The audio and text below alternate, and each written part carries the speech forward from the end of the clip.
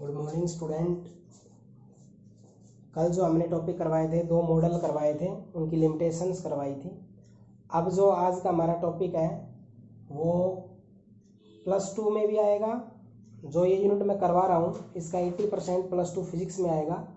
आप इनको ध्यान से समझें, जितना कोशिश करोगे ध्यान से समझने की उतना ही ये समझ में आएगी। बहुत ही इंटरेस्टिंग यूनिट है, एक दूसरे से कनेक्ट है। आपको जो ये वीडियो दी जाती है इनको 2-2, 3-3 बार देखें, क्योंकि आप स्टार्ट कर रहे हो। इससे पहले आपने छोटे टॉपिक किए हैं, यहाँ थोड़े बड़े बड़े टॉपिक हैं। आप इनको बार बार रिपीट करके देखें। मैं ज़्यादा टॉपिक दिन में इसलिए भी नहीं करवाता हूँ, 1 या 2 टॉपिक करवाता हूँ। उन बातों को ध्यान से समझें। ये जितने भी टॉपिक होते हैं इनको मैं जैसे ही क्लासेस शुरू होंगी जब दोबारा से रिपीट करूँगा बोर्ड पे।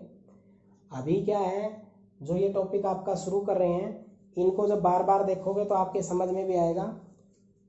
ये सोच लोगे कि हमें भाई नहीं आता है, हम देखेंगे तो फिर देखो हर चीज़ टफ ही लगने लग जाती है। थोड़े से टॉपिक है टिपिकल मानते हैं, लेकिन समझोगे तो ये टॉपिक इतने टिपिकल नहीं है। आज का जो टॉपिक है वो है फोटो इलेक्ट्रिक इफेक्ट। तो इसमें जब भी आप ये टॉपिक शुरू करते हो सबसे पहले वर्ड ध्यान रखो, फोटो का मीनिंग होता है लाइट। कौन सी लाइट? सनलाइट।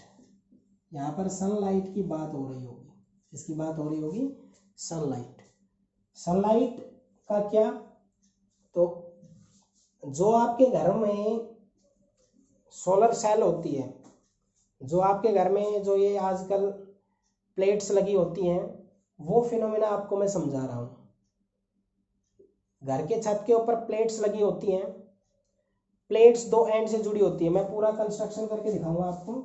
ये मान लो इसके अंदर मैं कंप्लीट कर रहा हूँ इसको। ये ट्यूब ले ली हमने एक ग्लास की, इसके अंदर हमने प्लेट लगा दी है। ये क्या लगा दी है? ये प्लेट। क्या बोलोगे इसको? ये हमारे पास सीजियम प्लेट होती है, आमतौर पे सिलिकॉन की होती है। सीजियम लिख देता हूँ यहाँ पे, CESIUM, CS से डिनोट करते हैं। इस पे लाइट आके गिरती है, ये सन क्या की गिरती है? सनलाइट। तो फोटो वर्ड आया, इसका मतलब सनलाइट यूज हो रही होगी, ठीक है। दूसरा, यहाँ पे हम दूसरा एंड से जोड़ देते हैं, इसको बोलते हैं डिटेक्टर। क्या बोलते हैं? डिटेक्टर। डिटेक्टर का मतलब है जब लाइट इस पे टकराएगी तो इसमें से इलेक्ट्रॉन्स इजेक्ट होंगे। कौन इजेक्ट होंगे? इलेक्ट्रॉन। और जब वो इसके स्ट्राइक होंगे तो ये डिटेक्ट करे, क्योंकि इलेक्ट्रॉन दिखते तो है नहीं, तो इस पे जब टकराएंगे तो कुछ कलर वगैरह आएगा, उससे हमें पता चल जाएंगे कि इलेक्ट्रॉन इजेक्ट हो रहा है। इधर इनको हम बैटरी से जोड़ देते हैं। भाई किससे जोड़ देते हैं? बैटरी से। ये पॉजिटिव से है, ये नेगेटिव से है। नेगेटिव से जो जुड़ता है उसको कैथोड कहते हैं, पॉजिटिव से जो जुड़ता है उसको हम एनोड कहते हैं। बीच में लगा देते हैं एमीटर। एमीटर क्या होता है? ये +2 10th में आपने पढ़ा होगा, करंट को मेजर करेगा। ये हमने कोई भी मेटल लिया है और मेटल सरफेस यानी कि सीजियम प्लेट ली है, तो सिंपल सा मेथड है। जब ये लाइट, देखो लाइट के पास भी एनर्जी होती है, अगर आप किसी भी एनर्जी में कन्वर्ट कर सकते हो। लाइट से जो आपके घर में सेल्स लगी रहती है उनसे आप पंखे वगैरह वगैरह सब चला सकते हो आपके। और या कहीं बाहर आपने देखो छोटी प्लेट्स होती है, बड़ी बड़ी प्लेट्स होती है, उनसे बड़े बड़े डिवाइसेस चल सकते हैं। दूसरा और एग्जांपल देता हूँ, आप कोई लेंस लो, लाइट के सामने ऐसे करो, सामने कागज रख दो, उस टाइम में कागज में आग लग जाएगी। क्या लाइट आग आ रही है? नहीं। लाइट के अंदर एनर्जी होती है, उससे शीशे के स्ट्राइक करवा के हमने उसको हीट एनर्जी में कन्वर्ट कर लिया। तो एनर्जी आपको पता है खत्म तो हो नहीं सकती है। Energy can neither be create nor be destroy but it may change one form to another. हम उसको एक से दूसरे में कन्वर्ट कर सकते हैं। तो हमारी जो ये लाइट होती है, इस जो लाइट के अंदर जो हीट एनर्जी है या जो आपके पास उसकी काइनेटिक एनर्जी है, उसको हम करंट में बदलते हैं। मतलब करंट क्या होता है? एक प्रकार से हमारी इलेक्ट्रिकल एनर्जी, उससे पंखा चला रहे हैं, मैकेनिकल एनर्जी में चला गया, तो हम एनर्जी का कन्वर्जन कर रहे हैं इससे। बस यही है फिनोमेना आपका फोटो इलेक्ट्रिक इफेक्ट। आई बात समझ में? और 10th में आपने पढ़ा होगा कि इलेक्ट्रॉन्स अगर फ्लो करते हैं तो उसके अपोजिट डायरेक्शन में क्या क्रिएट होता है? करंट क्रिएट होता है। तो यहां से आपको 3 पॉइंट्स पे डिपेंड करता है, वो तीनों पॉइंट बताए जाएंगे। तो बट इससे पहले फोटो इलेक्ट्रिक इफेक्ट की डेफिनेशन दी जाएगी। क्या? The ejection of electron, the ejection of electron from the metal surface when sunlight of suitable frequency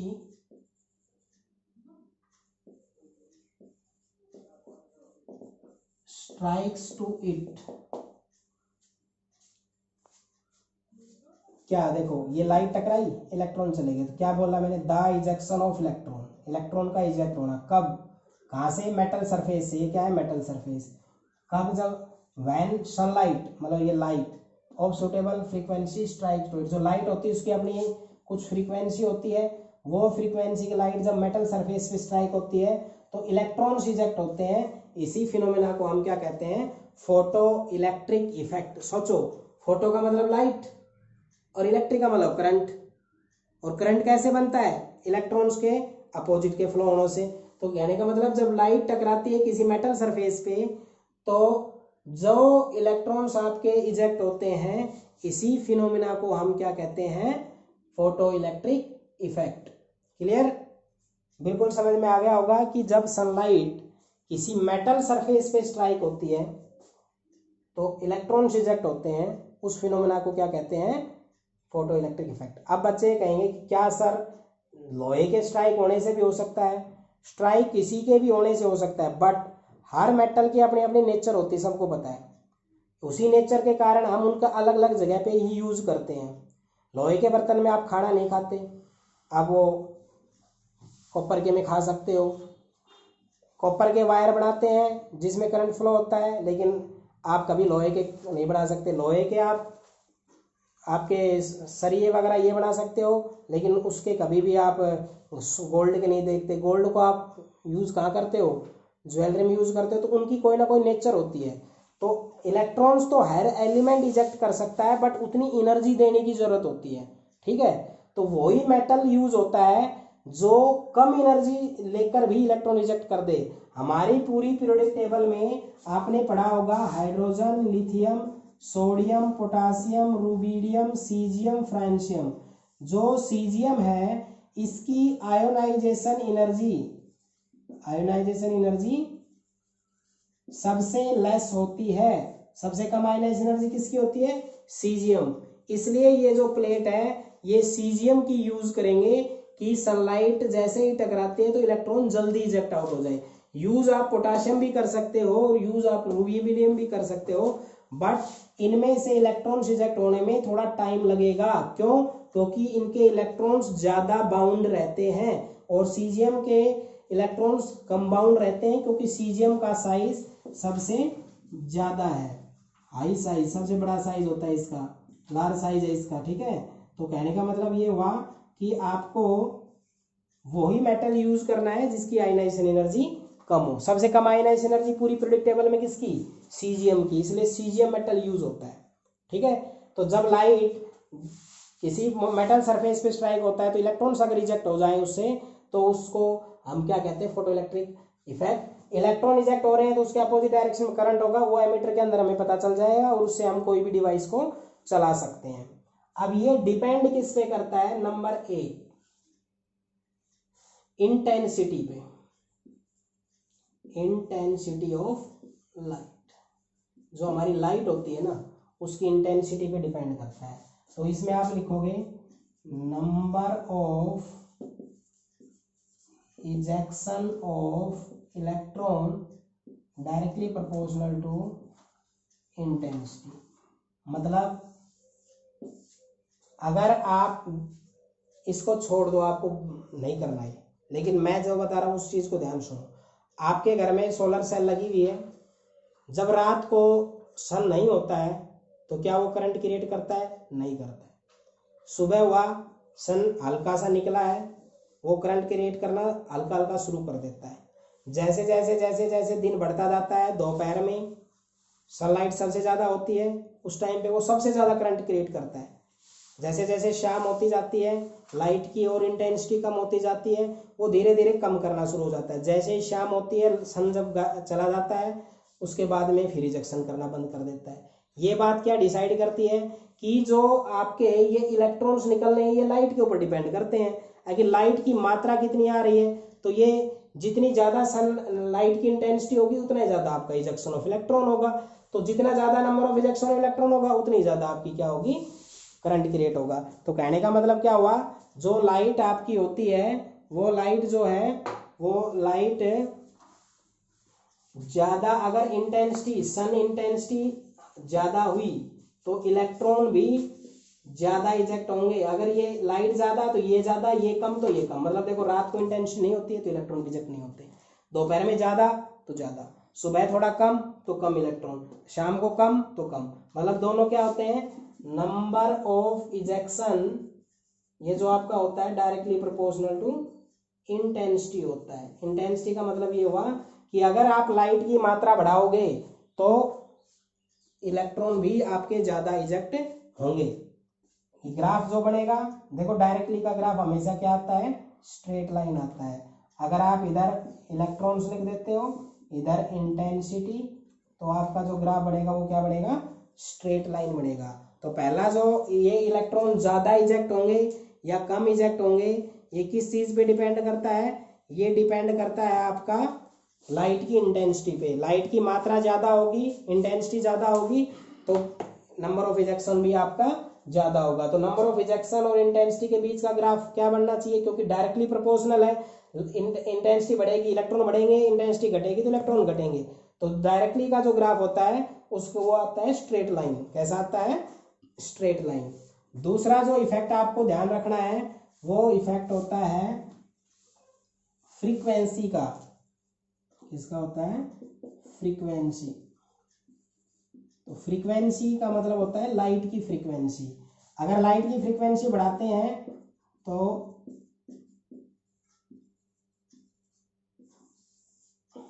kinetic energy, अगर लाइट की फ्रीक्वेंसी बढ़ाते हो तो इलेक्ट्रॉन्स ज़्यादा नहीं होते, बट ये जो इलेक्ट्रॉन्स निकलते हैं ना इनकी वेलोसिटी बढ़ जाती है। क्या हो जाता है, इनकी वेलोसिटी बढ़ जाती है। क्लियर। अगर इंटेंसिटी बढ़ती है तो इलेक्ट्रॉन्स ज़्यादा होते हैं, अगर फ्रीक्वेंसी बढ़ते हैं तो उस इलेक्ट्रॉन्स की वेलोसिटी ज़्यादा हो जाती है। तो आया होगा समझ में है कि जो आपके पास लाइट होती है उसकी अगर फ्रीक्वेंसी बढ़ जाए तो उनके नंबर ऑफ इजेक्शन, देखो मैं इसको बिल्कुल प्रैक्टिकली बताता हूँ। लाइट की इंटेंसिटी आपने बढ़ाई तो आपके इलेक्ट्रॉन ज़्यादा हुए, आपने फ्रीक्वेंसी बढ़ाई तो जो इलेक्ट्रॉन्स, मान लो आपने इंटेंसिटी इतनी बढ़ाई कि इलेक्ट्रॉन निकल रहे हैं आपके 100, फिर आपने इंटेंसिटी फिक्स कर दी, फिर आपने फ्रीक्वेंसी बढ़ाई तो हमने देखा कि वो 100 जो इलेक्ट्रॉन है उनकी वेलोसिटी बढ़ गई। वेलोसिटी बढ़ गई तो काइनेटिक एनर्जी बढ़ गई। तो सीधा सा मतलब क्या हुआ कि इंटेंसिटी तो इलेक्ट्रॉन के इजेक्शन के डायरेक्टली होती है और फ्रीक्वेंसी इलेक्ट्रॉन इजेक्ट होने में डिपेंड नहीं करते, बट इलेक्ट्रॉन की वेलोसिटी बढ़ाने में हेल्पफुल होते हैं। तो अगर लाइट की इंटेंसिटी बढ़ जाती है तो हमारे उसके number of ejection of electrons बढ़ जाएगा, और अगर लाइट की फ्रीक्वेंसी बढ़ाते हैं तो हमारे पास जो इलेक्ट्रॉन्स होते हैं उनकी वेलोसिटी बढ़ जाएगी। आया समझ में। ये आपका फोटो इलेक्ट्रिक इफेक्ट टॉपिक था, और इससे आगे का जो टॉपिक है पूरा +2 में है, लेकिन 3 पॉइंट्स यहाँ बने हैं। नंबर 1, फोटो इलेक्ट्रिक इफेक्ट क्या होता है, जब सनलाइट किसी मेटल पे स्ट्राइक होती है तो उसके अंदर से इलेक्ट्रॉन्स निकलते हैं। इस फिनोमेना को क्या कहते हैं, फोटो इलेक्ट्रिक इफेक्ट। किन 2 पॉइंट्स पे डिपेंड करते हैं, इंटेंसिटी। इंटेंसिटी का मतलब होता है लाइट की चमक। लाइट तो सुबह कम होती है, दोपहर में ज़्यादा होती है, शाम को फिर कम होती है। तो जैसे जैसे इंटेंसिटी बढ़ेगी तो सुबह कम इलेक्ट्रॉन होंगे, दोपहर में ज़्यादा होंगे, रात को कम होंगे। इसका मतलब इंटेंसिटी बढ़ती है तो हमारे number of ejection of electrons क्या हो जाते हैं, ज़्यादा हो जाते हैं। तो दोनों डायरेक्टली है तो ग्राफ भी कैसे आएगा, स्ट्रेट लाइन। दूसरा डिपेंड करती है फ्रीक्वेंसी पे। फ्रीक्वेंसी अगर आपकी बढ़ेगी तो इलेक्ट्रॉन्स ज़्यादा निकलते नहीं है, बट जो इलेक्ट्रॉन निकल रहे हैं उनकी वेलोसिटी बढ़ जाती है। इसलिए काइनेटिक एनर्जी हमारे इलेक्ट्रॉन्स की डिपेंड करती है फ्रीक्वेंसी के। तो number of ejection of electron directly proportional to intensity और kinetic energy is directly proportional to frequency. तो यहाँ पर दो इफेक्ट याद रखने हैं और एक फोटो इलेक्ट्रिक इफेक्ट क्या होता है वो बताना है। यहाँ पर जो मेटल यूज होता है इसका ध्यान रखना है, वो मेटल यूज होता है जिसकी आयनाइजेशन एनर्जी लेस हो। क्लियर? इनको ध्यान में जब हम रखते हैं तो हमारे पास दो डेफिनेशन आती है। वो डेफिनेशन क्या है? पहला तो है वर्क फंक्शन। इसके अंदर से कौन सी डेफिनेशन निकालते हैं हम? Work function. क्या होता है work function?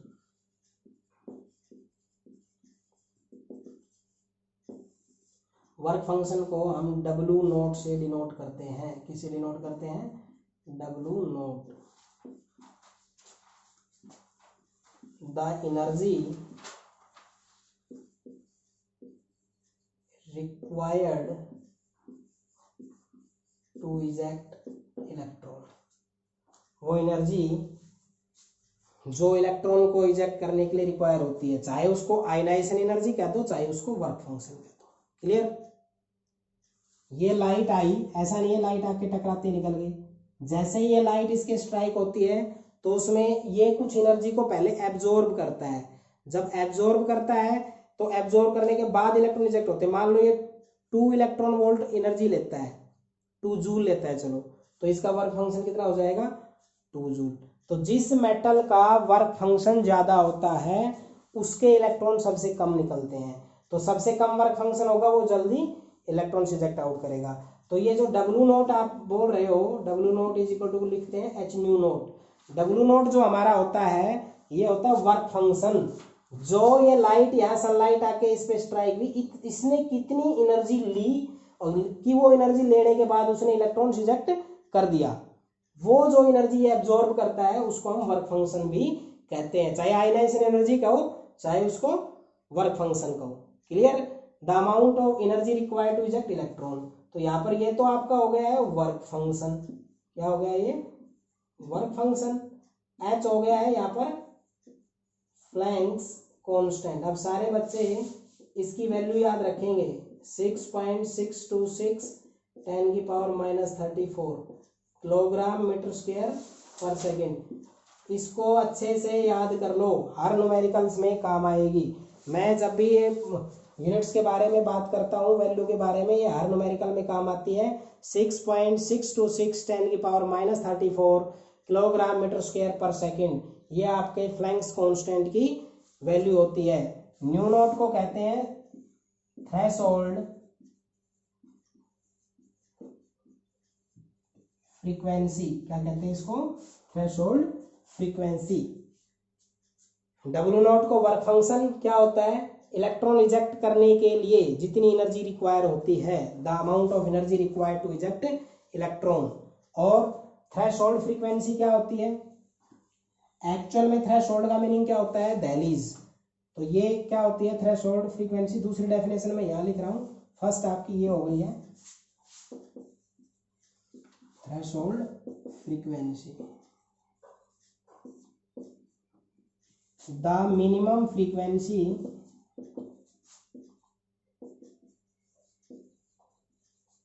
below which no electron can be ejected। Threshold frequency को nu naught, W naught work function, H Planck constant, ये होता है न्यू इज फ्रीक्वेंसी। क्या बोलते हैं इसको? Frequency, hertz. न्यू नोट ये होता है threshold, threshold frequency. Threshold frequency एक पर्टिकुलर फ्रीक्वेंसी होती है। देखो जब आप लाइट टकरा रहे हो तो ये लाइट की अपनी एक फ्रीक्वेंसी होती है और हर एलिमेंट के लिए फिक्स होती है। उससे कम अगर फ्रीक्वेंसी हुई तो इसमें से इलेक्ट्रॉन इजेक्ट नहीं होगा। तो जिस फ्रीक्वेंसी पे ये इलेक्ट्रॉन इजेक्ट आउट करना शुरू करते हैं तो उसको क्या कहते हैं? आप कहोगे सर आप तो कह रहे थे कि फ्रीक्वेंसी पे डिपेंड नहीं करते number of ejection of electron. Ejection depend नहीं करते, बट वो इलेक्ट्रॉन इजेक्ट हो जाएंगे। उन इलेक्ट्रॉनों के पास इतनी एनर्जी नहीं होगी कि वो यहाँ से इजेक्ट होकर यहाँ तक चला जाए। उनको यहाँ से यहाँ तक वेलोसिटी देने का काम, वो वेलोसिटी आती कहाँ से, जो फ्रीक्वेंसी देते हैं वहां से आती है।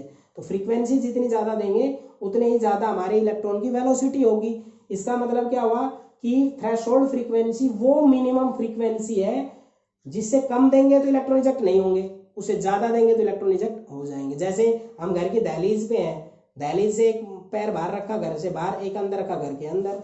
इसका मतलब क्या हुआ कि अगर हम थ्रेशोल्ड फ्रीक्वेंसी जितनी फ्रीक्वेंसी देंगे तो इलेक्ट्रॉन इजेक्ट होगा, थ्रेशोल्ड जितने नहीं देंगे तो इलेक्ट्रॉन इजेक्ट नहीं होगा। तो वर्क फंक्शन तो क्या होता है, जितनी एनर्जी ये एब्जॉर्ब करता है थ्रेशोल्ड होती है, इससे कम फ्रीक्वेंसी पे इलेक्ट्रॉन नहीं निकलता। ये बात ध्यान रखनी है आपने। तो एक बार मैं फिर दोबारा से बता देता हूँ।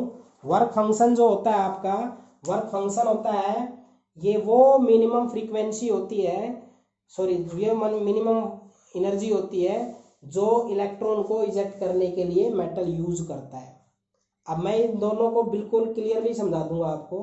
मान लो कि आपको आपके पास 100 रुपीज है, ठीक है, आपने 100 रुपीज में से 30 रुपीज खर्च किए हैं एक सामान लाने में, और बचे हुए जो 70 रुपीज है वो हो गया है दूसरे सामान में। टोटल का जोड़ दो कितना हुआ, 100 ही रहा ना। 100 आपको दिए थे, एक सामान 30 में खरीदा है, दूसरा आपने 70 में खरीदा है। सिमिलरली है, जो लाइट होती है इसकी एनर्जी अपनी ई है, ये इसके टकराता है तो इसमें से मान लो जैसे 30 तो ये इसने यूज कर ली, इसमें से ई में से बच गई 70, उससे ये इलेक्ट्रॉन्स मूव कर रहे हैं। तो जो इसने यूज की और जो इलेक्ट्रॉन ने यूज की उन दोनों का सम इसी एनर्जी के तो बराबर होगा। तो यही से आपका एक नया टॉपिक जनरेट होता है, उसको कहते हैं आइंस्टीन फोटो इलेक्ट्रिक इक्वेशन। तो इसको करने से पहले मैं एक बार आपको दोबारा से ये दोनों डेफिनेशन बता देता हूँ। फोटो इलेक्ट्रिक इफेक्ट में यही बता देता हूँ कि जब सनलाइट स्ट्राइक होती है इलेक्ट्रॉन निकलते हैं, वो फोटो इलेक्ट्रिक इफेक्ट है। तो याद रखना, फोटो का मतलब सनलाइट, इलेक्ट्रिक का मतलब करंट। क्लियर। अब हम आइंस्टीन फोटो इलेक्ट्रिक इक्वेशन बताते हैं आपको।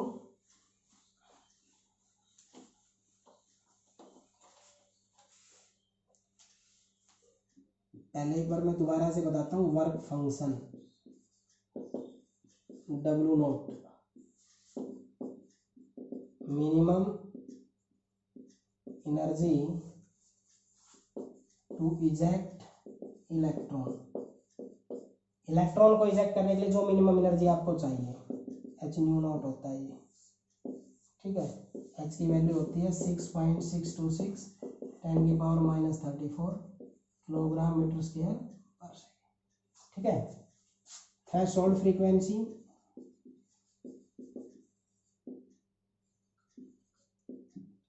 New naught below which no emission of electrons can takes, और इससे कम फ्रीक्वेंसी। देखो ये तो एनर्जी एब्जॉर्ब करता है, जैसे आइंस्टीन इक्वेशन बताएंगे इसमें सब कुछ समझ में आ जाएगा। आइंस्टीन फोटो इलेक्ट्रिक इक्वेशन, क्या किया, ये एक मेटल ले लिया, ठीक है, ये सनलाइट है, ये लाइट आके यहाँ टकराई, इलेक्ट्रॉन से हुए, तो ऐसे बोलेंगे light from sun is used in 2 ways। जो सन से लाइट आ रही है वो कुछ एनर्जी रखती है, उसकी ये एनर्जी 2 तरीकों से इजेक्ट होती है, यूज होती है। नंबर 1 टू इजेक्ट इलेक्ट्रॉन, एक तो इलेक्ट्रॉन इजेक्ट करने में जिसको हम वर्क फंक्शन कहते हैं, दूसरा काइनेटिक एनर्जी में। ऐसे जैसे ये लाइट आई, इस पे स्ट्राइक हुई, इसने एब्जॉर्ब की, इलेक्ट्रॉन निकल गए, लेकिन निकलने के बाद जैसे इसकी एनर्जी थी, कुछ एनर्जी तो इसने यूज कर ली इलेक्ट्रॉन इजेक्ट करने में, अब बची कुछ एनर्जी इस इलेक्ट्रॉन को यहाँ से यहाँ तक लेकर जाती है, मतलब इलेक्ट्रॉन मूव कर रहा है तो उसको काइनेटिक एनर्जी। तो काइनेटिक एनर्जी पे कौन डिपेंड करता है, फ्रीक्वेंसी, जिस पे ये इलेक्ट्रॉन इजेक्ट आउट होना शुरू होते हैं उस फ्रीक्वेंसी को तो हम कहते हैं थ्रेशोल्ड, और उस एनर्जी को कहते हैं वर्क फंक्शन। जो इसने एब्जॉर्ब की वो वर्क फंक्शन, जो इलेक्ट्रॉन इजेक्ट हुए हैं उनको यहाँ मूवमेंट करवाते हैं वो फ्रीक्वेंसी, और जो फ्रीक्वेंसी होती है उसको क्या कहते हैं, थ्रेशोल्ड फ्रीक्वेंसी। तो एनर्जी हमारी जो थी ये दो तरीकों से यूज हो गई, एक तो डब्ल्यू नॉट, दूसरा काइनेटिक एनर्जी मतलब हाफ एम वी स्क्वायर। ये मैंने बता दिया था ना, अभी जो काइनेटिक एनर्जी होती है वो किसके डायरेक्टली प्रोपोर्शनल होती है, फ्रीक्वेंसी के। लेकिन ये फ्रीक्वेंसी इतनी होनी चाहिए कि जो इलेक्ट्रॉन को मूव करने में सक्षम हो, उसको कहते हैं थ्रेशोल्ड फ्रीक्वेंसी। यानी इससे कम फ्रीक्वेंसी की लाइट होगी तो इलेक्ट्रॉन इजेक्ट तो होंगे बट यहीं रहेंगे, वो मूवमेंट नहीं करेंगे। तो ये तो क्या होता है, इलेक्ट्रॉन को यहाँ से इस मेटल के अंदर से निकालने में हेल्प करता है। और ये क्या होता है, इससे ज्यादा कम फ्रीक्वेंसी हुई तो इलेक्ट्रॉन इजेक्ट नहीं होंगे, मतलब इससे ज्यादा फ्रीक्वेंसी होगी तो उनको यहाँ से यहाँ तक ले जाने में हेल्प करते हैं। तो ये जो एनर्जी थी जो सन से आ रही है ये दो टुकड़ों में बट गई, एक तो इलेक्ट्रॉन इजेक्ट करने में और दूसरा उस इलेक्ट्रॉन की काइनेटिक एनर्जी में। तो ई को तो क्या लिखते हैं, एच न्यू, इसको क्या लिख देते हैं, अभी लिखा था एच न्यू नॉट ये, और हाफ एम वी स्क्वायर। इसको मैं इधर ले आता हूं, H nu naught is equal to half m v square. ये जो है इसको कहते हैं आइंस्टीन इक्वेशन। सिंपल सा है, आपके पास 100 रुपए थे, 100 रुपए का मतलब ये एनर्जी 100 है। कुछ आपका 30 का कुछ सामान खरीदा या कुछ भी आपने दो तरीकों से बरत लिए हो पैसे, तो एक में मान लो 40 एक 60, तो जो सन से लाइट आ रही है तो वो उसने तो एनर्जी ई दे दी, कुछ भी दे दी, 100 जूल दे दी। 40 जूल तो इलेक्ट्रॉन निकलने में यूज हो गई, 60 जूल इलेक्ट्रॉन को यहाँ से यहाँ तक ले जाने में यूज हो गई। तो लाइट जो सन से आती है वो दो तरीकों से यूज होती है, एक इलेक्ट्रॉन इजेक्ट होने में, दूसरा उसकी काइनेटिक एनर्जी में। तो जो टोटल एनर्जी थी मैंने इन दोनों के जोड़ के बराबर रख दी, क्योंकि एनर्जी तो कंजर्व रहती है ना, एनर्जी तो खत्म नहीं होती है, ना कम होती है ना ज्यादा होती है, तो एनर्जी तो बराबर रहती है। तो ये एनर्जी चली थी दो तरीकों से बट गई, तो इसको तो मैंने लिख दिया एच न्यू, इसको लिख दिया मैंने एच न्यू नॉट। ये क्या हो गया आपका हाफ एम वी स्क्वायर। इसको मैं इधर ले आऊंगा, H new minus H nu not बराबर हाफ एम वी स्क्वायर। इसको कहते हैं हम आइंस्टीन इक्वेशन। एच होता है फ्लाइंग कांस्टेंट, न्यू होता है फ्रीक्वेंसी, एच होता है फ्लाइंग कांस्टेंट, न्यू नॉट होता है threshold frequency, half m v square क्या होता है एनर्जी। तो आपको photo electric effect, Einstein equation, work function और थ्रेशोल्ड फ्रीक्वेंसी, मैं चारों पॉइंट्स को समराइज करता हूँ।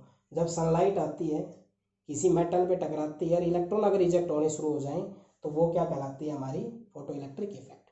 अब हर मेटल से निकल सकता है बट सनलाइट टकरा के सिर्फ 2-3 से निकल सकता है, उनमें एक होता है सीजियम, यानी उस मेटल से इलेक्ट्रॉन जल्दी इजेक्ट होंगे जिसका वर्क फंक्शन कम होगा। सबसे कम वर्क फंक्शन होता है सीजियम का, ठीक है।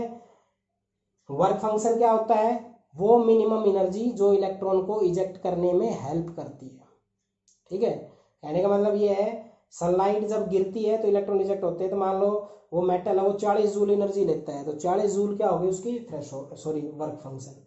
बची कुछ एनर्जी किस में कन्वर्ट हो जाती है, उन इलेक्ट्रॉनों की वेलोसिटी में। वेलोसिटी का मतलब काइनेटिक एनर्जी। तो जो लाइट आती है सन से वो दो तरीकों से यूज होती है, एक तो इलेक्ट्रॉन इजेक्ट होने के लिए उसको कहते हैं वर्क फंक्शन, दूसरा होता है काइनेटिक एनर्जी। तो जो एनर्जी आते थी सन से, जो एनर्जी आ रही थी ई, ये दो तरीकों से बट गई, एक ये और एक ये। तो इस एनर्जी का दो तरीकों में यूज हुआ है, तो ई बराबर इन दोनों का सम कर दिया। इसको लिख सकते हैं एच न्यू, इसको लिख देते हैं एच न्यू नॉट, इसको मैं उधर ले जाता हूं, तो ये आपकी बन जाती है आइंस्टीन फोटो इलेक्ट्रिक इक्वेशन, ठीक है। तो ये दो टॉपिक आपको अच्छे से तैयार करने हैं। नेक्स्ट जो आपका टॉपिक होगा प्लैंक्स क्वांटम थ्योरी, वो आपका नेक्स्ट, और black body radiation next lecture में आपके करवाए जाए। इनको अच्छे से ध्यान से करना, इंपॉर्टेंट टॉपिक है। जो पिछला जो लेक्चर था Bohr's model, sorry Rutherford model और जे थॉमसन, और जो ये टॉपिक है फोटो इलेक्ट्रिक इक्वेशन, और ये बहुत ही इंपॉर्टेंट टॉपिक है। आप इन टॉपिक्स को अच्छे से तैयार करो। और एक कांस्टेंट टर्म यूज हुई है एच फ्लैंक कांस्टेंट की, क्या बोलते हैं इसको, फ्लैंक्स कांस्टेंट। ये एक साइंटिस्ट था, उसके नाम पे 6.626 10⁻34 किलोग्राम मीटर स्क्वायर पर सेकेंड, ये इसकी वैल्यू होती है जो आगे न्यूमेरिकल में काम आएगी। डब्ल्यू नॉट का फॉर्मूला जो आपका होता है वो एच न्यू नॉट होता है, एनर्जी का फॉर्मूला होता है वो एच न्यू होता है, और आइंस्टीन इक्वेशन का ये होता है। इन फॉर्मूलों को याद रखो, चाहे आपकी फ्रीक्वेंसी हो चाहे थ्रेशोल्ड फ्रीक्वेंसी हो, इनकी यूनिट होती है हर्ट्ज, और काइनेटिक एनर्जी की यूनिट होती है जूल, ठीक है। इसी के साथ आपका ये टॉपिक खत्म होता है। इन टॉपिक को अच्छे से 4-4 5-5 बार रीड करोगे तब आपके बेटर समझ में आएगा। Thank you.